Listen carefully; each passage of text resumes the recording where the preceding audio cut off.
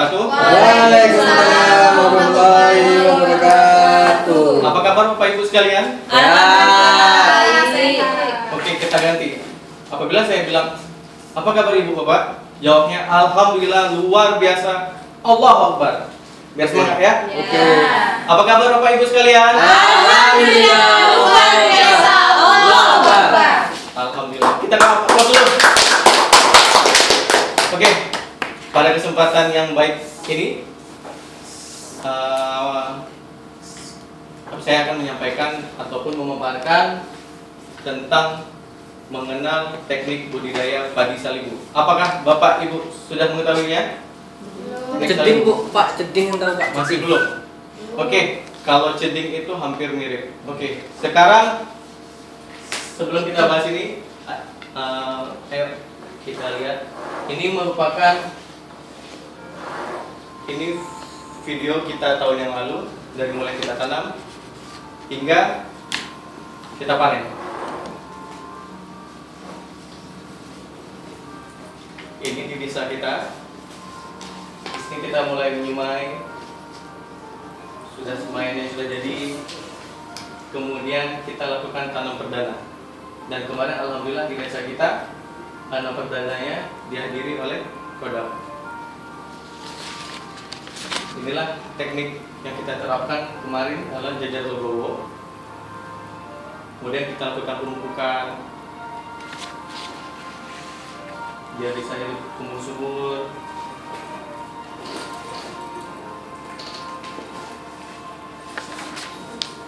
Nah, ini bahagia saat kita melihat padi-padi kita yang kita tanam sudah mulai berbuah.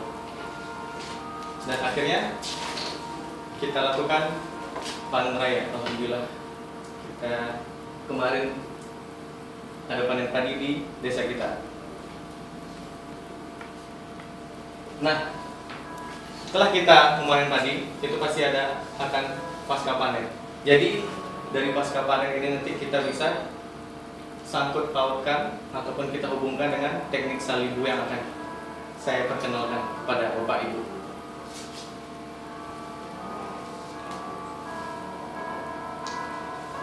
Nah, itulah hasil panen kita tahun yang lalu.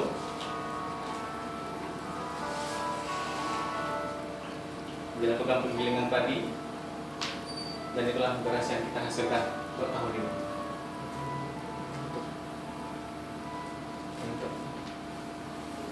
Saya sebelumnya mengucapkan terima kasih kepada Bapak Ibu Tani yang telah berusaha untuk 1 tahun ini sehingga kita bisa panen seperti ini. Aplaus untuk kita. Oke, di teknik salibu ini ada kata kuncinya.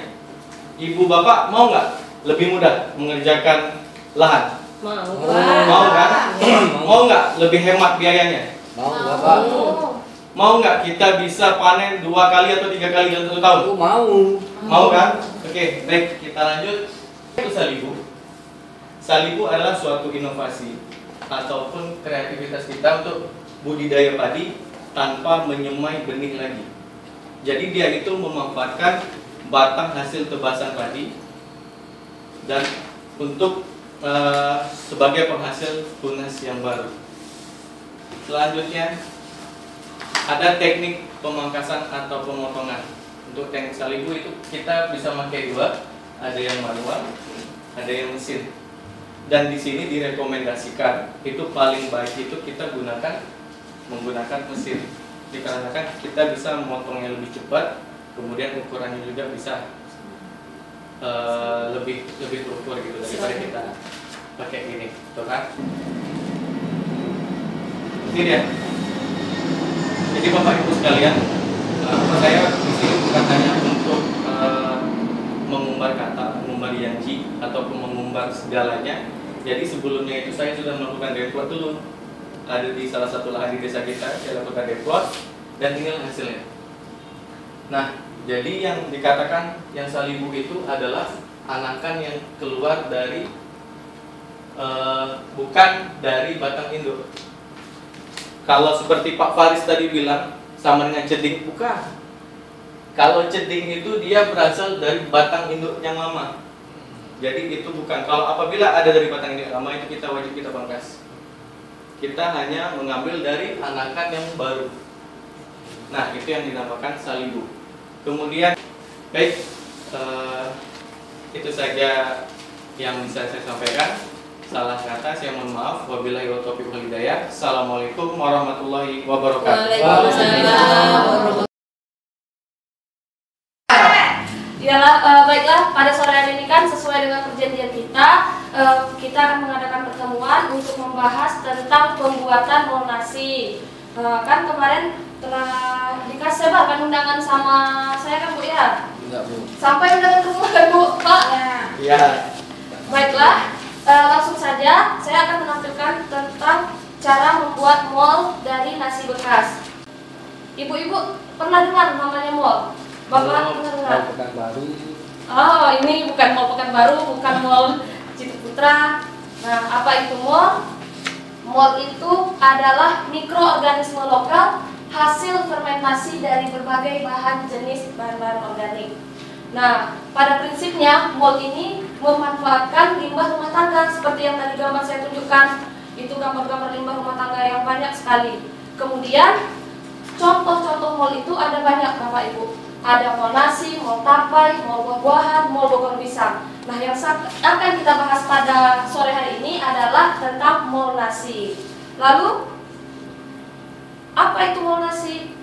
Mol nasi adalah salah satu jenis mol yang dibuat dengan memanfaatkan nasi basi atau sisa makanan.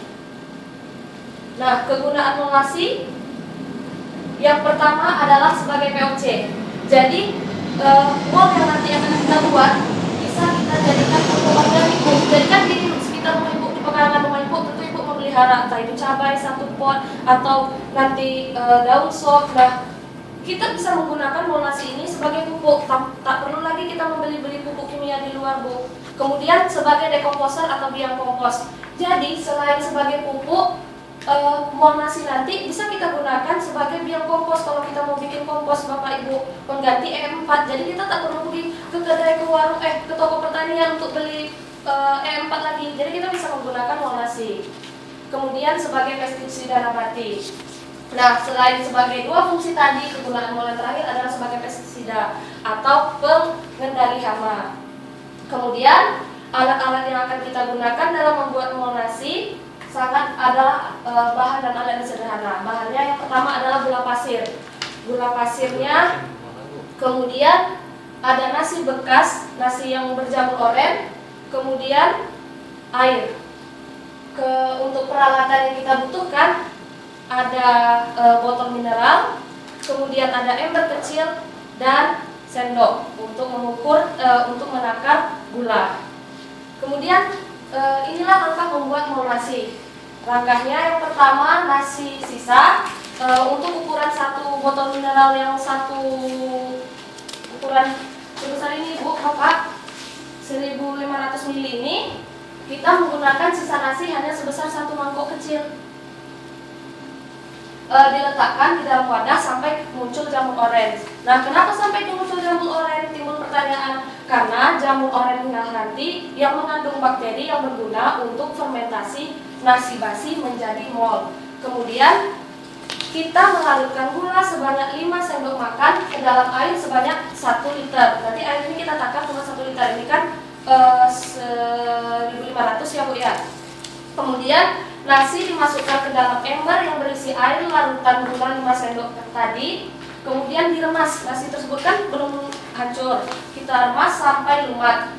Kemudian dimasukkan ke dalam wadah tertutup. Wadah tertutup itu bisa apa saja. Nanti bisa kita saling simpan di dalam botol mineral ini kembali. Kemudian ditutup. Setiap 2 atau 3 hari sekali, wadah nanti kita buka untuk membuang gas dari fermentasi tersebut. Ini gambar langkah pembuatannya Bu. Di gambar A itu ada nasi yang berjamur oren. Kemudian kita campur dengan larutan gula. Ini ada airnya Bu. Nggak kelihatan di sini kan ada air dicampur dengan nasi basi. Kemudian nasi basinya diremas dan disalin ke dalam botol mineral. Nah, sekian. Ada pertanyaan untuk Bapak dan Ibu? saya persilahkan waktu untuk bertanya kalau misalnya ada pertanyaan atau bagaimana kalau demikianlah Bu hasil presentasi saya hari ini. Kurang saya mohon maaf dan terima kasih. Assalamualaikum warahmatullahi wabarakatuh. Waalaikumsalam. Kita hari ini akan mendengarkan materi penyuluhan dari saya tentang pemangkasan kopi. Wow, cantik Bu. Itu kopi dari Adi loh, Bu. Terima kasih ya Bu. Batang kopi ada cangkir ya? Bapak-bapak ini ilustrasi. Oh, iya. Kalau bapak-bapak mengerti akan memahaminya, pasti bapak mengerti dengan gambar ini. Sebenarnya pemangkasan ini ada banyak Bu. Ada pemangkasan bentuk, pemangkasan pemeliharaan, dan pemangkasan permajaan. Tapi saya spesifikkan untuk hari ini karena waktu kita terbatas. Jadi kita khusus pada tanaman menghasilkan, yaitu pemangkasan pemeliharaan. Kopi yang penting panen, nggak ada pemeliharaannya. Pupuk nggak mau. Kalau pemangkasan apalagi nggak ada alat, tambah nggak mau. Iya Bu. Iya Bu, kami ngaku lah Bu. Tapi nanti kalau hasil produksinya setiap tahun menurun, bilangnya itu malah protes nggak ada pupuk. Tapi pemeliharaan juga nggak mau dijaga. Ibu-ibu, bapak-bapak, selama ini ibu-ibu mengerti kan cabang utama yang mana, cabang keduanya yang mana? Masa nggak ngerti sih Pak? Bapak kan sudah pengalaman nanam kopi. Tumbuh aja Bu. Oh jadi kalau udah tumbuh bapak biarkan itu aja ya Pak? Rawat dikit dah. Rawatnya gimana Pak? Bersihin Lereng lingkaran gitu. Gitu aja. Tapi saya lihat yang di kebun sana itu udah ada pemangkasan bentuknya Pak. Itu bukan punya saya Bu. Bukan punya Bapak. Bapak lebih baik belajar sama Bapak itu. Hasilnya pasti lebih tinggi daripada milik Bapak. Pangkas lepas panen. Kenapa disebut pangkas lepas panen? Habis setelah panen, dipanen baru dipangkas. Pintar Ibu Helennya sama Pak Faris. Mengerti ya? Kami beli kopi Bu. Ya Bu. Jadi Bu, pangkas lepas panen ini yang perlu kita buang itu adalah cabang-cabang yang tidak dibutuhkan. Di kopi itu kan banyak cabang-cabangnya, ya kan Bu? Iya Bu. Ya, kalau kopi itu kan temunya nggak mau di cabang yang nggak seperti ini. Mana mau dia tumbuh di sini, benar?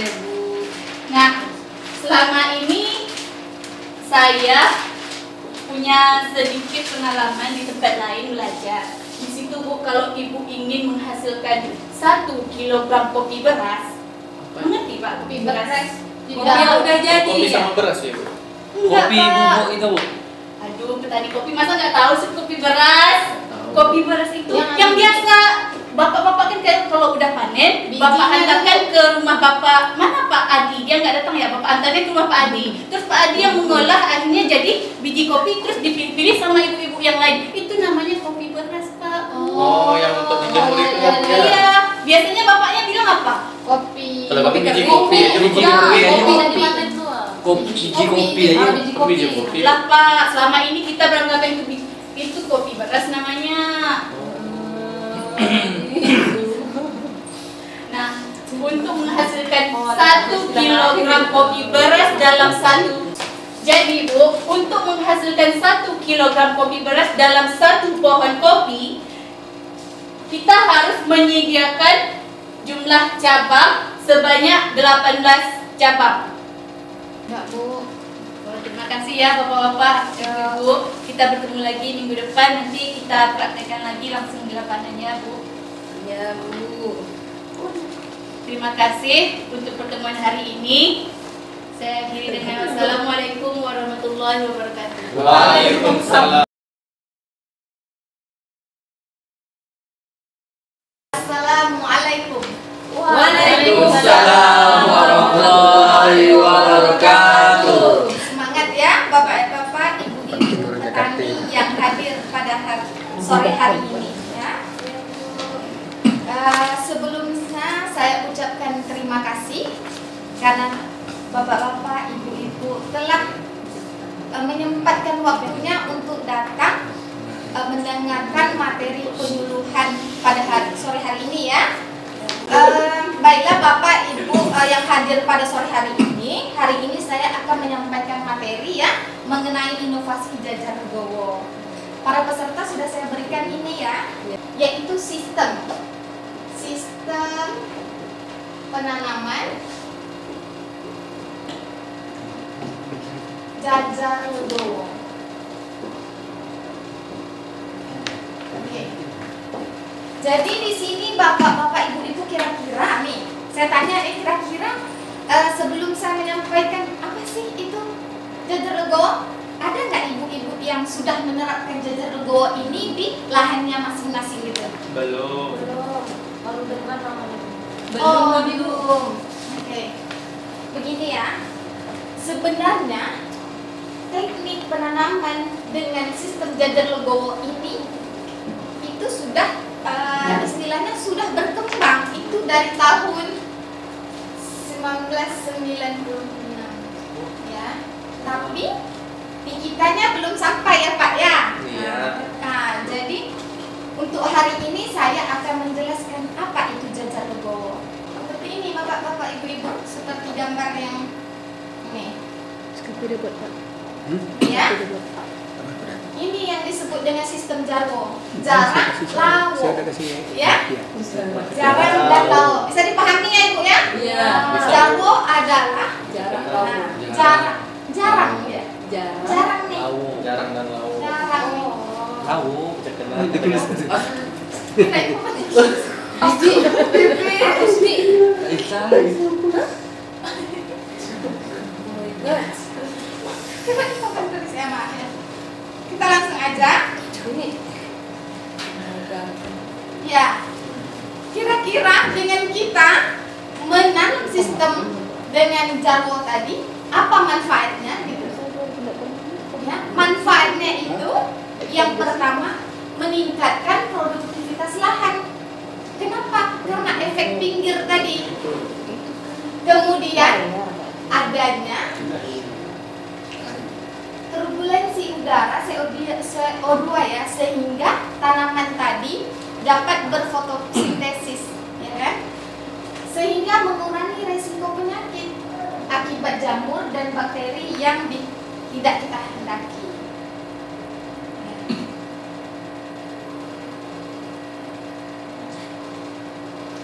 Kemudian mudah dalam pemeliharaannya dan khususnya untuk dalam pemupukan tadi ya, penyiangan yang gitu ya, mengendalikan hama tikus, meningkatkan populasi tanaman serta meningkatkan produktivitas.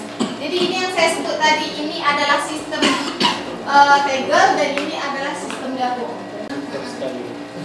Jadi dengan apa yang saya sampaikan tadi kira-kira udah bisa dipahami ya kan? Nah, kira-kira apa tadi jarwo tadi? Kita review lagi nih. Jajar legowo. Ya, jajar legowo tadi ya.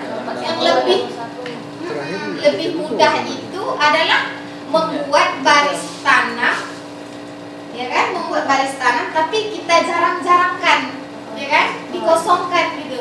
Ya, bisa dimengerti ya kan? Kemudian manfaatnya tadi apa? Memudahkan dalam penyiangan, dalam pemupukan, pengendalian hama dan penyakit, kemudian panen, ya kan? Setelah itu ada berapa tipe tadi jajar legowo Pak?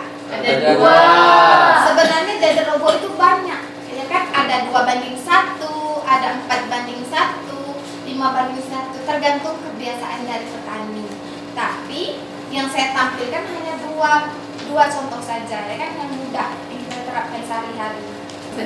Mungkin hanya itu yang bisa saya sampaikan untuk materi hari ini. Tapi apabila ada bapak dan ibu di sini yang kurang mengerti ataupun kira-kiranya ada penjelasan saya yang kurang tepat gitu, nanti bisa kita konsultasi ya pada jadwal berikutnya. Mungkin hanya itu saja yang bisa saya sampaikan. Lebih dan kurang saya minta maaf. Wabillahi taufiq wal hidayah. Wassalamualaikum warahmatullahi wabarakatuh. Waalaikumsalam warahmatullahi wabarakatuh.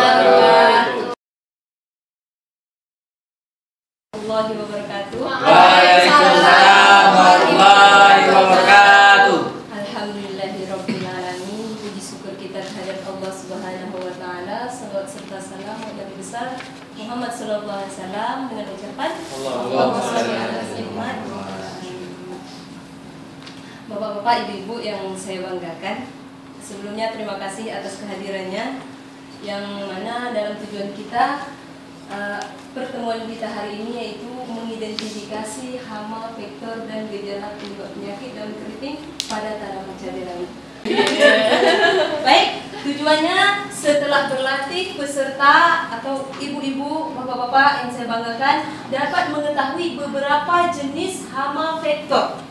Penyebab, hama, vektor, penyebab. Jadi kalau dikatakan hama penyebab yang menyebabkan, hama vektor ini, hama penyebab yang menyebabkan. Jadi jenis hama vektor penyebab dan gejala serangan penyakit daun keriting pada tanaman cabai rawit serta dapat mengatasinya dengan baik. Jadi sebenarnya bapak-bapak ibu-ibu kehilangan hasil karena organisme pengganggu tanaman, tumbuhan atau OPT berkisar antara 20 sampai 100% Bapak Ibu. Dari mengisap menusuk ini akhirnya merusak ya. Jadi merusak permukaan daun sehingga stomata daun semua, mulut daun maksud saya, mulut daun ini rusak sehingga terjadi serangan virus. Jadi ini yang dimaksudkan hama Vektor. Itu yang disebut dengan hama vektor ibu. Dengan tusukan dia menyebabkan kuning, keriting, kering. Segala. Pertama tadi trip. Sebenarnya sama Bapak Ibu. Trip daun yang terserang terlihat bercak putih, kekuningan, keperakan di sekitaran tulang daun sehingga menjalar seluruh daun, mengkeriting dan mudah rontok beserta bunganya. Ini kutu daun. Serangan kutu daun ini seperti ini Pak. Ini menghambat fotosintesis. Dari serangan tersebut menghambat fotosintesis sehingga jadi daun itu tidak bisa menjadi mulut makanan. Kan daun ini makan dari matahari kan, menyerap matahari. Adanya tumpukan-tumpukan kutu daun ini menghambat sinar matahari. Baik, kalau demikian saya rasa sampai di sini penjelasan saya. Kurang lebih saya mohon maaf. Akhir kata, Assalamualaikum warahmatullahi wabarakatuh. Cepat terserang walang sangit. Yang ketiga, serangan walang sangit juga terjadi pada tanaman padi yang terlambat tanam. Ini dia Pak, terlambat tanam. Kalau kita ngajak petani itu kan kadang, Pak yuk kita serentak tanam, kadang dikelola dulu. Aku nantilah punya aku bibitnya bibit unggul, kalau yang lain bibitnya bibit lokal ya kan. Jadi dia kalau kita terlambat tuh yang ini dah tumbuh kita baru tanam, itu dia cepat baru awak dah meletak yang ini dah mau panen. Ini kita dah meletak, itu yang cepat dia terserang walang sangit. Ini dia. Boleh ditengok Bu, Pak, Bu. Tengok ya Pak, jelas? Jelas. Oke. Yang pertama, membersihkan gulma di pematang pertanaman dan sekeliling tanaman padi. Ibu mungkin tak pernah kalau nanam padi tak bersihkan tanaman dia, gulma dia. Pernah. Sesekali atau sering? Sering Sekali. Sering apa? Kalau sering apa? Kena walang sangit dulu. Entah, tak tahu Pak. Itu penyebab lain apa? Malas dulu. Yang kedua, walang sangit datang di pertanaman sebelum tanaman berbunga, hidup pada gulma atau rumput. Jadi walang sangit itu datang tuh. Kalau ini tanaman kita, terus di sampingnya ada pematang gitu kan, tumbuh rumput tuh, rumput tinggi daripada padi kita. Itu dia syukur. Cepat dia datang tuh. Apalagi dekat hutan. Wah cepat dia datang. Datang je, habislah padi kita, nanti rugi dah. Aduh ya Allah jangan. Terus cara mengendalikan dia ada satu lagi Pak. Cara dia memasang bangkai binatang. Karena walang sangit itu suka dengan bau-bau seperti bangkai kepiting, udang, ikan dan bau-bau lain. Kalau baju ibu lagi keringat, baju ibu letak itu aja, itu dia datang. Dia suka bau. Baju saya wangi Pak. Ya kalau ibu berkeringat, kalau ibu berkeringat kalau wangi kan suka. Juga nanti kan walang sangit saya datang. Yang kedua, menggunakan bahan kimia seperti DC, Regen, dan BMC apabila populasi walang sangit itu sudah mencapai ambang ekonominya itu 10 ekor per 20 rumpun. Berarti kalau 20 rumpun tuh ada 10 ekor kita hitung, itu udah gawat. Harus kita gunakan yang kimia. Tapi ada yang apa dia? Yang murah. Ini dia. Cara alami tanpa kimia. Saya baca dulu kan, saya baca juga. Ada cara mengendalikan hama atau pokoknya pengendalian hama walang sangit itu dengan cara alami. Ini alat-alat dan bahannya, Pak. Alat-alat dan bahannya. Ini, Pak. Ini tahu daun apa? Ibu-ibu apa? Durian Belanda. Kalau kampung awak cakap durian Belanda. Ada juga daun sirsa, ya kan? Boleh coba Ibu. Nih. Apa tuh? Tembakau. Oh, tembakau. Tembakau gunanya untuk apa? Rokok. Selain merokok lah. Untuk pestisida nabati. Betul Bu. Itu kan ada alat-alat Bu. Iya. Itu. Yang ketiga air. Air gunanya untuk apa Bu? Minum. Mandi. Selain itu Mandi. air. Lagi. Masak. Ini ada juga alat-alat bantu yang lainnya. Tumbukan. Kalau di kampung awak betung. Terus kain saringan. Bagaimana penjelasan diskusi kita tadi, Ibu Nora? Ini Pak, nak nanya nih. Tanya Pak. Kalau satu kali buat berarti tadi seliter air. Iya, Seliter air itu 50 lembar. 50 lembar untuk berapa luasan tuh Pak? Itu ibaratkan 50 lembar itu kan 1 liter hasilnya kan Bu? Iya, Pak. Nah, 50 lembar dilarutkan sama 30 liter air itu bisa 1 jalur Bu.